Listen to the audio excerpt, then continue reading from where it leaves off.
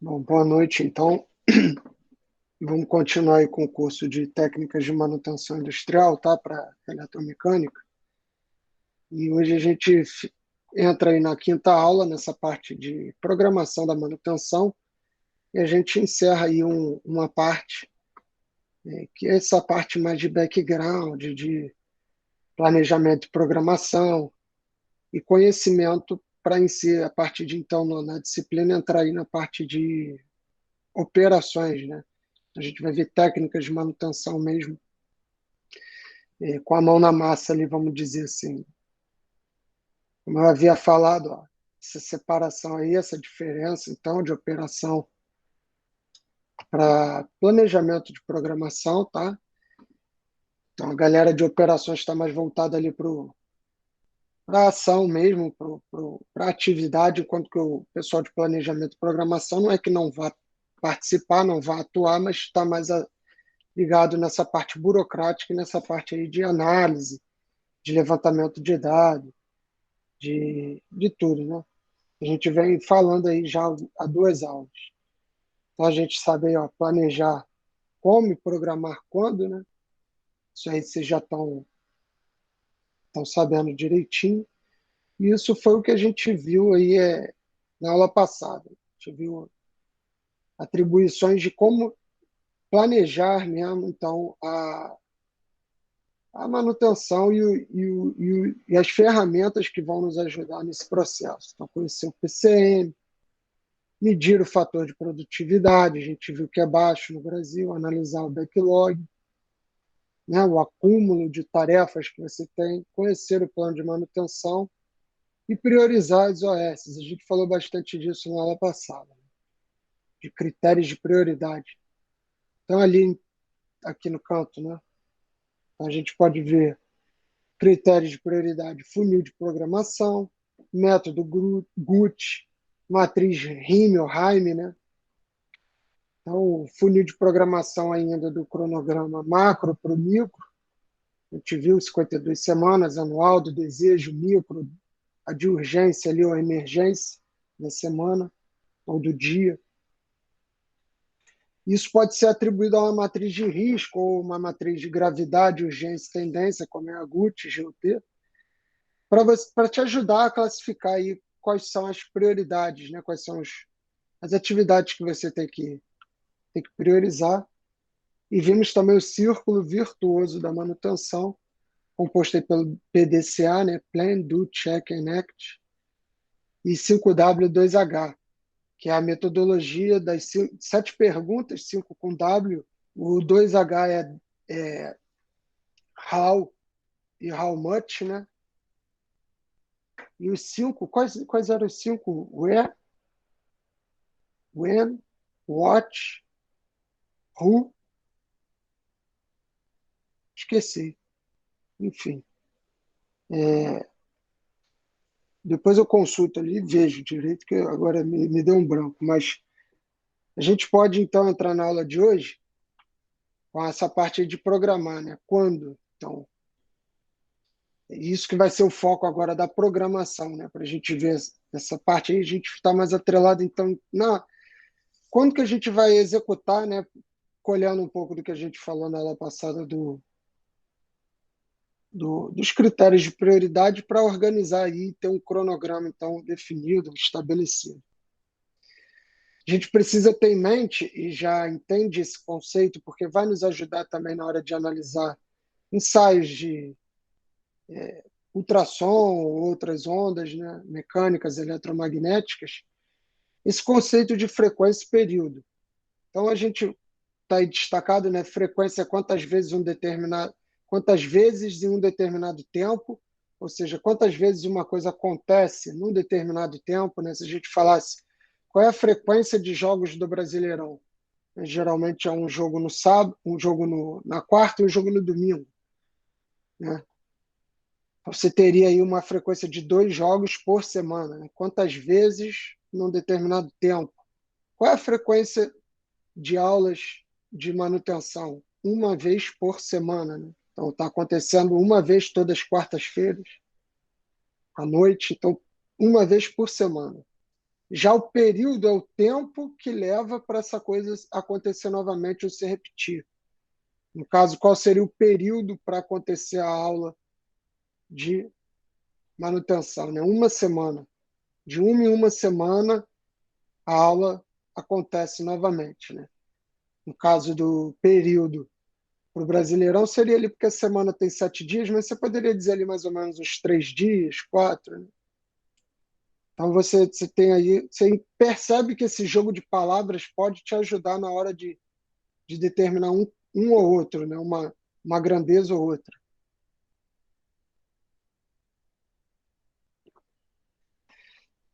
Tá? E a gente lembra lá da equação da física, que um é o inverso do outro aqui em termos matemáticos, então a frequência, né, estaria aqui representada pela letra F e o período aqui por essa letra T maiúscula. Né? O período, então, é o inverso da frequência, ou a frequência é o inverso do período. Você também poderia dizer que 1/F é igual a T, né? Isso aqui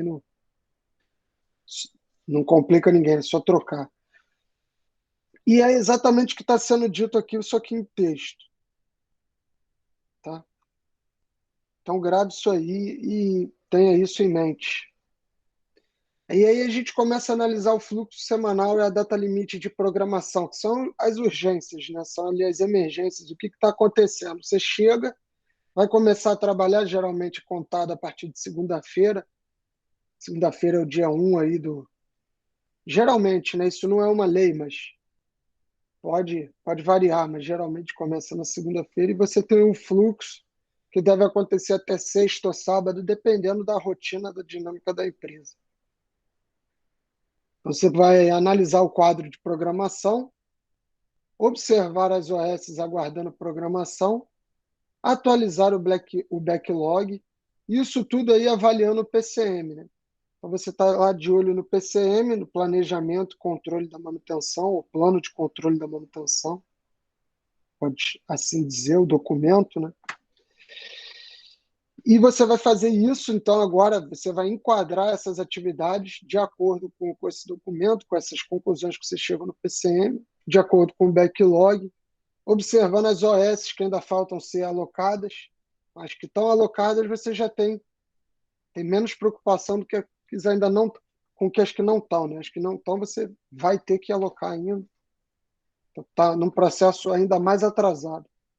E para isso você tem aí um quadro de programação. Esse quadro de programação vai te ajudar também, a gente vai ver que hoje ferramentas que vão te ajudar na hora de programar, de organizar essas operações. Isso tudo começa aqui, geralmente aqui, né? Tem gente que coloca aqui também. Numa reunião de programação, uma reunião de gerência, aí mas não só de alto nível da empresa, mas também de que tenha todas as pessoas, aquela conversa que a gente falou, para ter opinião de diversos setores, de diversos pontos de vista, isso é importante. E as informações já, tudo isso catalogado, tudo isso preparado de preferência, né, organizado, para você ir acompanhando e quem chegou por... Se tem uma empresa que tem alto fluxo de funcionários, é porque muita gente é mandada embora, estou brincando, mas está chegando gente, às vezes está começando o serviço, se for uma empresa de menor porte, nem tanto, mas isso tudo aí deve estar aqui catalogado e já detalhado para as pessoas estarem acompanhando. E a partir disso daqui você tem aí um quadro, você chega aí ao quadro de manutenção, ou seja, você chega a um quadro, né, que vai ter as atividades e as prioridades, a ordem de tudo para você resolver. Esse quadro é atualizado e mexido pelo programador, tá? Então é o programador, aqui sim é o programador de manutenção que faz o quadro de manutenção, diferente do planejador de manutenção, que não é ele que faz o PCM. O PCM é esse cara aqui não, ele vai fazer e vai atualizar também. Tá? E desse quadro aqui também sai uma seta para o encarregado. O encarregado é o responsável pela manutenção. Antigamente chamava de capataz, não tinha a patrulha, não tinha nenhum conceito desse de politicamente correto, podia chamar de capataz. Não que eu concorde, acho até feio o nome, remete a coisas que não foram bacanas aí no nosso país, mas era assim que era chamado. Hoje em dia, graças a Deus, mudou o nome, também não está muito melhor. Né? Está um pouco melhor, mas encarregado da manutenção. Pode melhorar. O encarregado é o rapaz responsável, a pessoa responsável, e não necessariamente um rapaz, pode ser uma mulher também, mas é a pessoa responsável pela manutenção, assim dizer, né? Por delegar as ordens à equipe. E você tem o executante, aí seria como se fosse o soldado, né? O recruta aí da manutenção. Ele vai, é quem realmente vai, composto o maior corpo da equipe é de executante, claro, você tem um encarregado para um monte de executantes, né? E eles vão executar, vão fazer pegar essas OS, interpretar de preferência, né? Não sair fazendo, dar uma lida, conversar, se informar, executar. E isso tudo aí tem que ser atualizado. Vai para o fechamento, do fechamento volta aí para informações da manutenção, tá? Volta também para o programador. Nesse círculo aí. Entendido? Acho que isso daí não tem muita complicação. A gente pode dar continuidade. O quadro de programação aí semanal, né? Você teria então aí de segunda a domingo, ou de segunda a sábado, de segunda a sexta. Tem empresas que não vão trabalhar sábado, né? Tem empresas que vão trabalhar. Às vezes você está trabalhando numa empresa pequena, com você e mais alguns poucos funcionários ali num negócio seu, né? Então, também pode acontecer de trabalhar de emergência ou não. Isso vai depender. E você tem as atividades, tudo listado do que deve ser feito. Você vai fazendo, né? De preferência, vai dando check. Só que você também tem né, uma lista de atividades que, por acaso, você não consegue realizar, porque está aguardando parada, porque não pode parar agora, porque faltou um instrumento, uma ferramenta, um EPI, alguma coisa. Costumo dizer aquele caso, né, do poço de petróleo, e isso pode ser reduzido para, né, várias escalas, desde você tem lá o poço trabalhando, então você tem uma série de atividades encarrilhadas que não podem sair da programação. Caso isso saia, você toma aquela história do downtime, né? Sua empresa perde ponto, perde dinheiro. E também, em menor escala, aqui no prédio tive problema no registro, tive que consertar o registro. Nessa de consertar, você tem que avisar com antecedência, porque é necessário fechar a coluna, né, de água. E com isso as pessoas vão ficar sem água, então tem que avisar. E você também só tem 3 horas para trabalhar, porque as pessoas não podem ficar uma semana sem água no prédio. Então você tem que avisar lá, né? Então, dia tal, de 1 às 4, vai fechar a água. Beleza. O que eu fiz? Preparei tudo, me organizei, levantei tudo que eu ia precisar, preparei e tal. Quando eu fui começar o serviço 1 hora, a água não tinha sido fechada. Eu falei, bom, primeira coisa que eu pensei, tudo bem, está fechando, né? O cara deve ter fechado agora, esperei até 1h05. Falei, bom, não vou ser mal educado, vou esperar até 1h10. 1h10 eu liguei para lá e falei, olha, a água não fechou. Ah, tá, não, desculpa. Quer dizer, a pessoa esqueceu, foi ligar para o encarregado foi ligar para o executante teve que parar de fazer o que estava fazendo. E nisso aí, eu não podia começar, né? Porque se eu começo, se eu abro, desmonto o registro com a coluna cheia d'água, inunda tudo. Então, tive que esperar. Nisso eu já perdi meia hora. E essa meia hora, é claro que teve que ser recompensada depois, porque o serviço estava todo programado para ser feito em 3 horas. Você não pode também acelerar, bypassear etapas, que você vai se complicar, vai esquecer alguma coisa, vai fazer a coisa com pressa. Então, isso daí é o famoso downtime, que aqui não acarretou em grandes perdas. O pessoal achou que a água ia voltar 4 horas, voltou 4h30, mas se for uma sonda que está perdendo aí, que está gastando energia, poluindo o meio ambiente, que está pagando milhões aí por dia para trabalhar, isso pode ser relevante, né?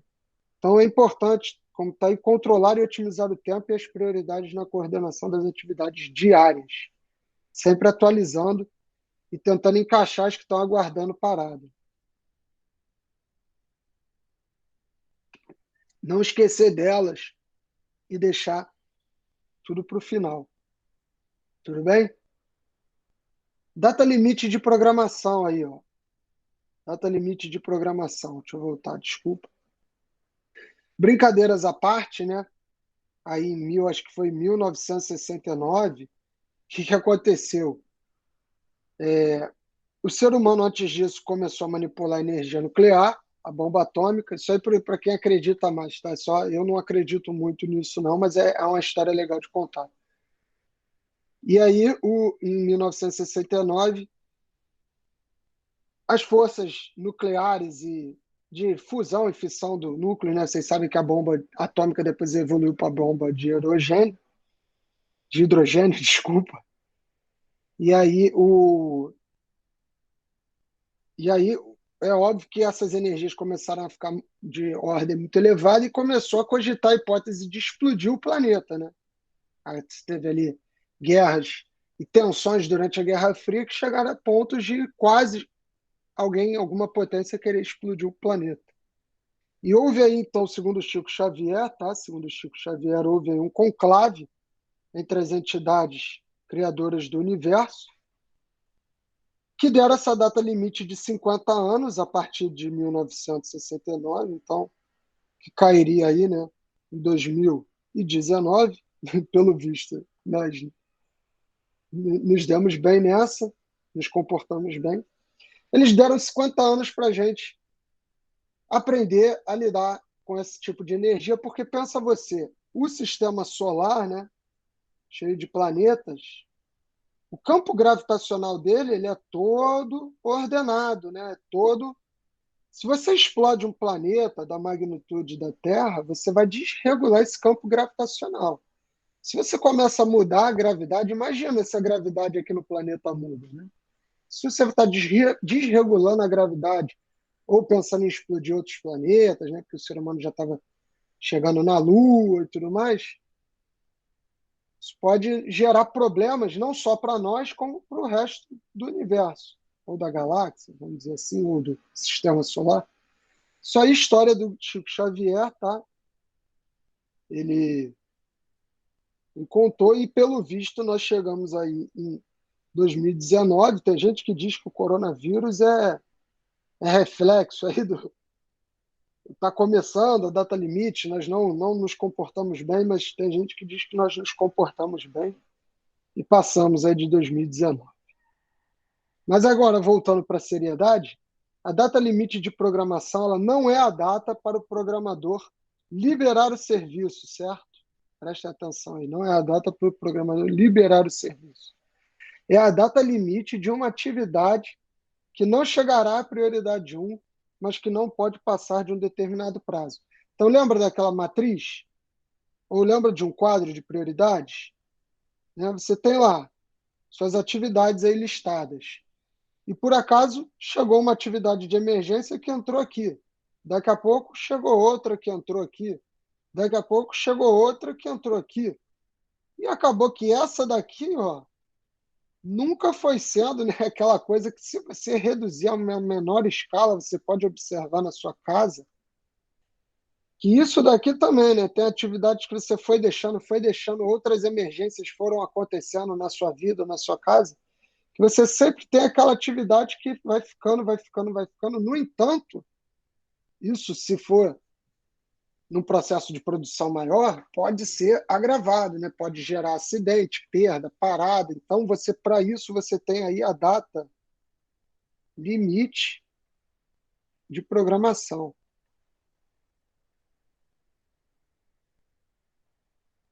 Essa data limite de programação nada mais é do que uma data o seguinte: essa tarefa aqui tem uma prioridade baixa, tudo bem, não é emergência, não é urgência, a gente está tranquilo.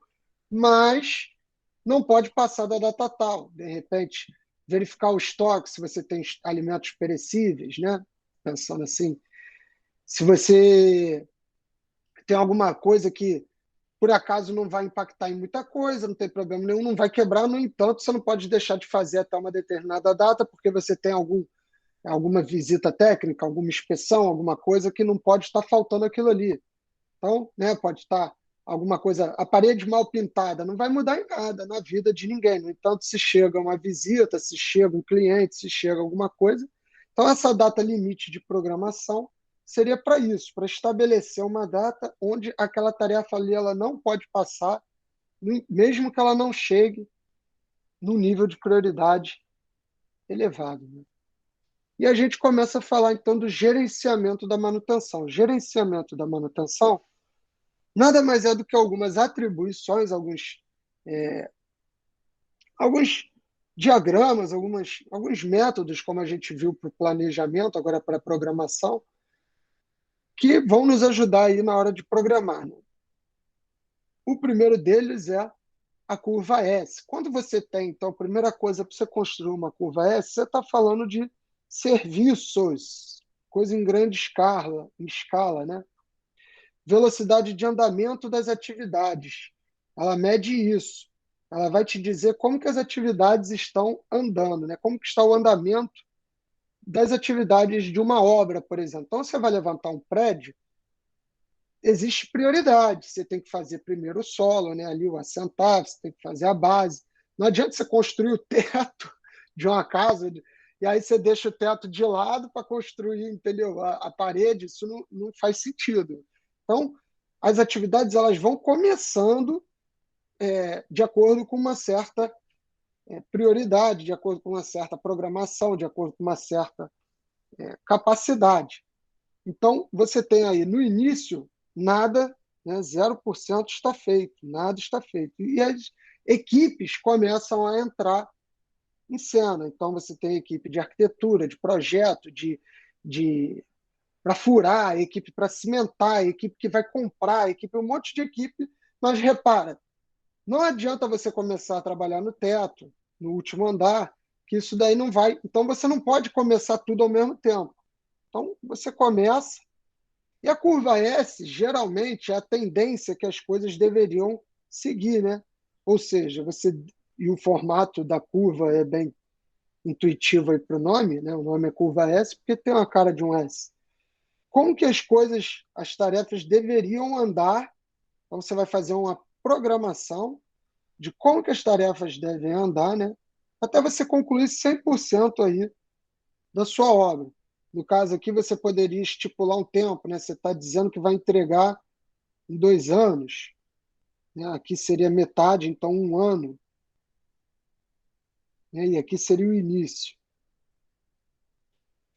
No início, a tendência, a velocidade das atividades é que não seja muito grande, porque você não consegue realizar tanta coisa. Já no meio, aí não, no meio você tem sim essa parte aí que você começa, todas as equipes estão trabalhando, a obra está a todo vapor, né? Tudo está acontecendo ali. E existe aqui esse ponto que você pode chamar até de ponto de inflexão,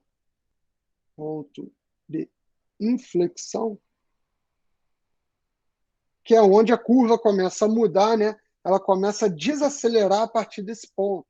Ou seja, agora você já não precisa mais fazer o chão, você já não precisa mais fazer um monte de coisa, você já terminou a estrutura toda, já botou o esqueleto do prédio, vai dar o acabamento. Então você vai preenchendo até chegar, né, no final, no 100% aí que é onde você quer chegar. Tudo bem? No final você já não precisa mais de tanta coisa, né? As equipes já saíram, você só está limpando, dando acabamento, fechando ali, pintando, fazendo o que precisa. Então, não tem mais tanta atividade quanto no meio, já se assemelhando aí com o início. E isso é uma característica de uma curva S, tá? Você pode ver aí que, então, conforme você vai realizando essas atividades, você pode ir marcando a curva S que você, do lado da que você planejou, programou, você pode ir marcando aí a que você está executando, né? Para ir marcando e vendo e acompanhando se você vai conseguir. Dificilmente você vai conseguir entregar antes do tempo, mas às vezes consegue, às vezes entrega, tá? e às vezes você vai precisar estender, então às vezes é melhor você dizer aqui, quando chega em um ano que vai precisar de mais meio ano além do que você programou, do que, né, esperar chegar aqui e dar essa má notícia. Depende, né? Às vezes não. Senão você vai escutar esse tempo todo aqui, né? Às vezes é melhor guardar esse segredo e aqui você fala, porque aí você só escuta os outros 6 meses que estão faltando. Não, brincadeira. É melhor você avisar antes, para ir atualizando e melhorando a programação e o planejamento. Tá? Histograma, gráfico de barras e diagrama de Pareto. Então a gente vai descobrir aí, ver um pouquinho das características e das diferenças de cada um, para saber interpretar na hora que a gente for ver os marcadores aí da programação da manutenção. Critérios de qualidade, né? Não sei se vocês têm essa disciplina no curso técnico, então eu apresento aí para vocês, para quem não viu, quem já viu, uma revisão aqui. Basicamente, a diferença de histograma para gráfico de barras, às vezes você fala uma coisa querendo dizer a outra, né? Mas vamos ver a diferença aqui. É que o gráfico de barras, a primeira diferença é que o gráfico de barras, as barras não estão juntas. Né? Existe um espaço aqui entre as barras. Beleza? Enquanto que no histograma, as barras estão coladinhas. A segunda diferença, que eu acho que é gritante, assim, seria que o gráfico de barras não tem muito uma ordem. Vê que você pode ter um pico aqui, um outro pico aqui, um vale no meio. Já o histograma, geralmente, ele é acompanhado de uma curva característica com essa cara aí, desse tipo. Né? Depois que aqui no gráfico de barras, você geralmente você utiliza critérios qualitativos. O que são isso? O que é isso? Critérios qualitativos são coisas que você não consegue quantificar, né? O oposto de quantitativos. Então, qualitativos seria meses do ano, dias da semana, né? Janeiro é janeiro, você não tem como pegar e quantificar o janeiro, né? E bom, ruim, péssimo, excelente, critérios dessa forma, né? Amarelo, azul, verde, enquanto que quantitativos já é algo que indica uma quantidade, então 10%, 10, 20, 30, 100. Eu acho que essa que é a principal diferença, né? Porque quando você está lidando com histograma, você tem valores quantitativos e às vezes são contínuos ou discretos. Né? Contínuo, no caso, quando você tem casas decimais, divisões aqui com casas decimais, ou discretos, que é esse caso aí onde você tem intervalos completos, né, em números inteiros. E geralmente também, normalmente, você está aqui com uma frequência, né? Trabalhando com quantas vezes uma coisa acontece em um determinado tipo de análise. Quanto que aqui, às vezes, você tem, na maioria das vezes, você tem quantidades, né? Então, são diferenças sutis, mas que podem mudar completamente aí o quadro do que a gente está trabalhando. Né? Aí você vê um exemplo de gráfico de barra. O gráfico de barra, você vê péssimo, ruim, razoável, bom e excelente são critérios qualitativos. E você está lidando com as quantidades, né, de pontuações aí, vamos dizer. Já o histograma, não, né? O histograma, se você fosse pegar, por exemplo, levantar aí quanto você está pagando de salário, quanto as pessoas recebem de salário numa empresa, essa daqui é boa. Repara que o pessoal recebe bem. E olhar esses salários mínimos, né? Ao invés de colocar por número, vamos colocar quantos salários mínimos. Então, esse aqui recebe 5,25. Não tem números inteiros aí, né?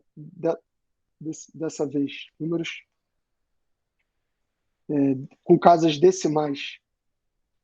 E repara que não vale muito a pena você separar em cada um, né? Cada um desses aqui. Vale mais a pena você colocar de 5 a 6, né? De 4 a 5. Então, aqui você está com 5 aqui, mas você está indo aqui de 4,5. Aí esse outro ponto aqui seria 5,5, né? Enquanto que aqui as colunas estão juntas e aquelas estão separadas também. E aí você vai colocar aqui a frequência, seria, no caso, a frequência de salários, né? Então, você tem 2 funcionários aí, isso representa 10%, sua frequência relativa. Você tem 3 funcionários que recebem entre 6 e 7 salários mínimos, isso é 15%. Por aí vai, né? O diagrama de Pareto já é um diagrama, né, que leva em consideração o princípio 80-20, que é o princípio que vai dizer que 80% do seu... Você pode analisar ele de várias formas, né? Claro que não é algo exatamente encaixado aí com 80 e 20, pode ser 75-25, né?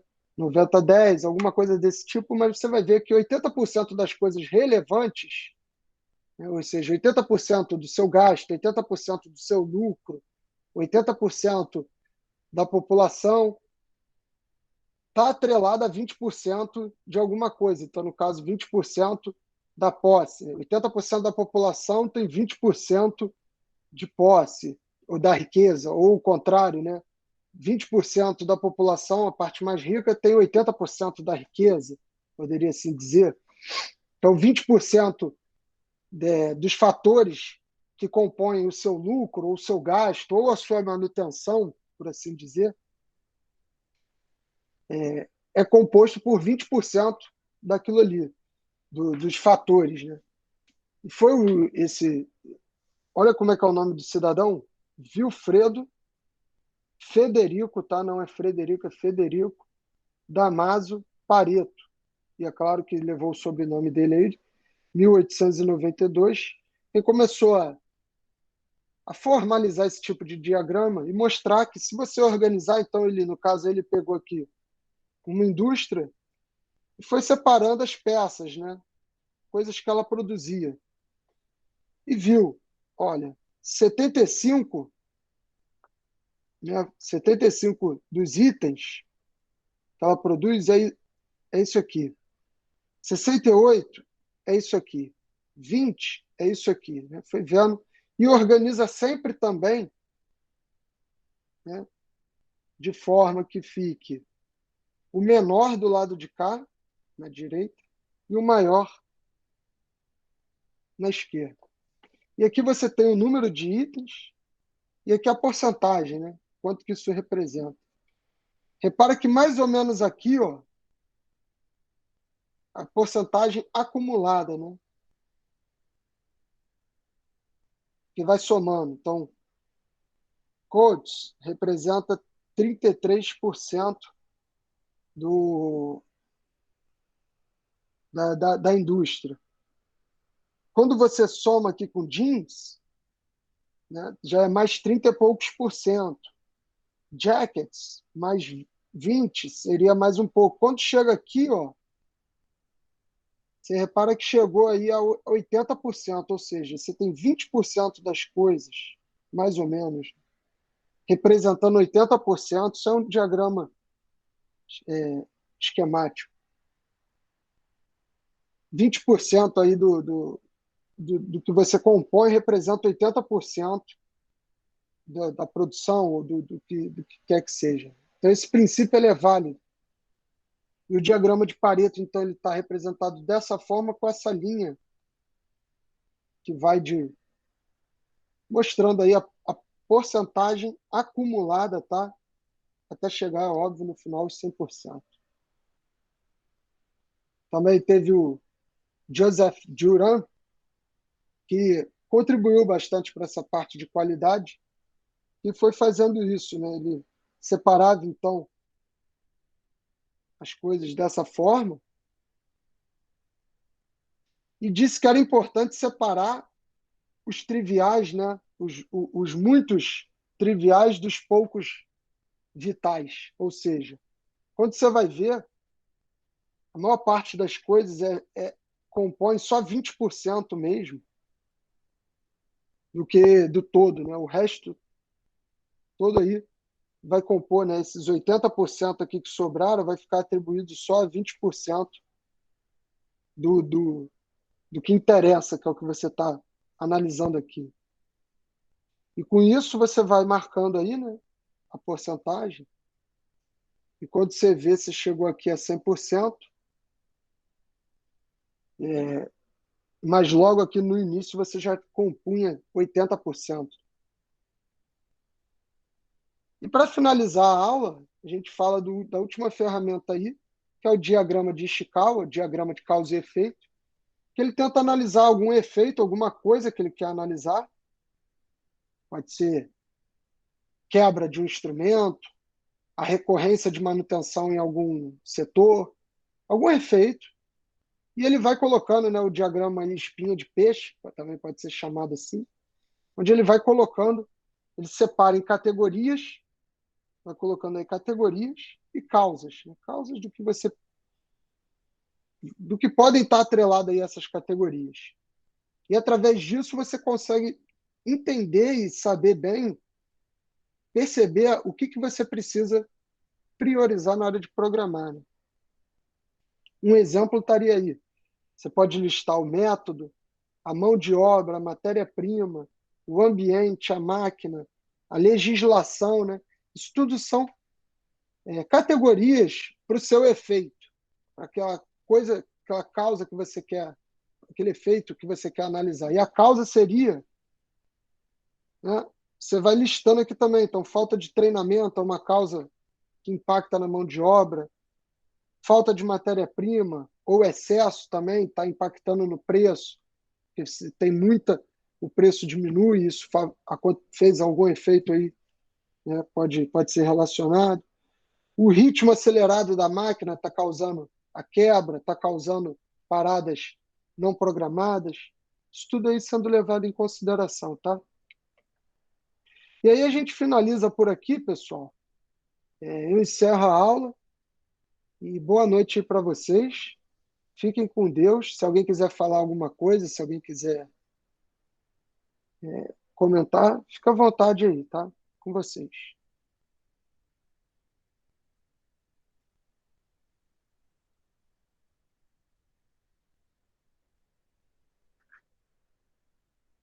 Bom, então eu vou encerrar aqui a gravação, vou colocar aqui para finalizar.